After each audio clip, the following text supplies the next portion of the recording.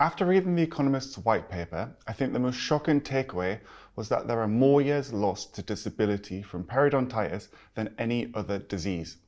Also, that it is now classed as being a social disease due to the prevalence being clustered in socio-economically deprived areas. I think I've always known that, but when you see it in a research paper, it hits home.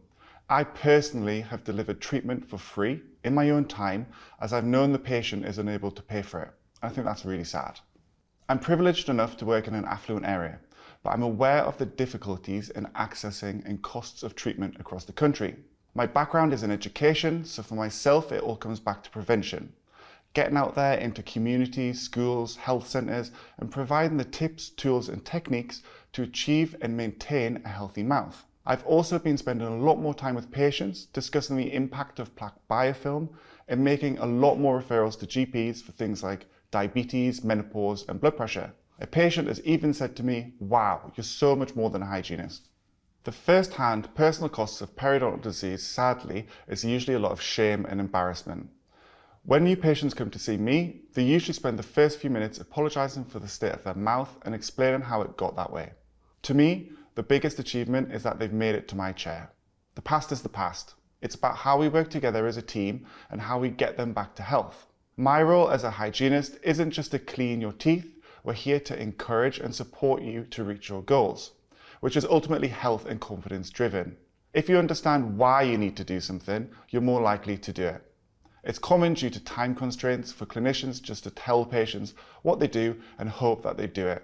But I found sitting down with the patient and explaining the rationale behind your advice yields far superior results. Honestly, I personally would like to see periodontitis addressed at health. By that, I mean ensuring patients never develop the disease. Educating the patient to the consequence of not looking after their own mouths and seeing us as hygienists and therapists regularly would help prevent disease from forming in the first place. It's cheaper for the patient in the long run and better for their overall health. However, I know that probably isn't realistic. The Economist's white paper suggests intervening at gingivitis is best.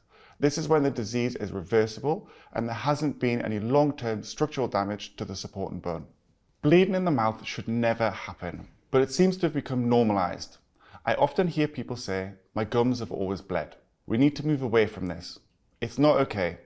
It's your body's way of telling you that something is wrong. If patients are aware of the signs from the start and know when they see bleeding they need professional help, we can intervene and prevent it from getting any worse. When we consider the consensus from the Hygienist Advisory Panel, I think its main benefit comes back to education. The Hygienist Advisory Panel was a little bit more patient-focused. Receiving and following advice can sometimes be overwhelming for patients, and I've seen firsthand the confusion on patients' faces when you give them a lot of instructions. So it's about simplifying the message.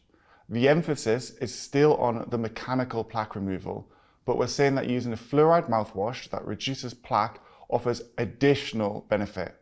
Who doesn't want additional benefits? When providing ongoing and long-term periodontal care, for me, success comes down to stability. Once the patient is deemed to be healthy or stable, the patient and myself need to work together as a team to ensure that doesn't change. I obviously want the patient to be happy, to understand my advice and achieve the goals set. If we achieve all of that, then the treatment has been successful.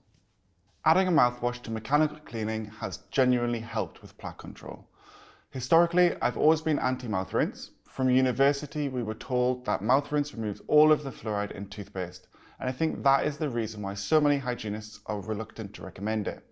But since Professor Chappell presented the evidence at Johnson & Johnson Advisory Panel, I've been selectively advising it and have been surprised with the results. It does seem to be helping reduce plaque levels and keeping the tongue clean. There are definitely chemical qualities that help reduce plaque, but it also serves as a nice reminder for the patient to think about their mouth. In the future, I would like to see more public health funding for periodontal disease. We have to thank brands for educating the patients. They've done a brilliant job, but it would be nice to see more of the profession delivering the advice. I think it might make us more approachable and hopefully break down some barriers. I would also like to see more education and interdisciplinary working.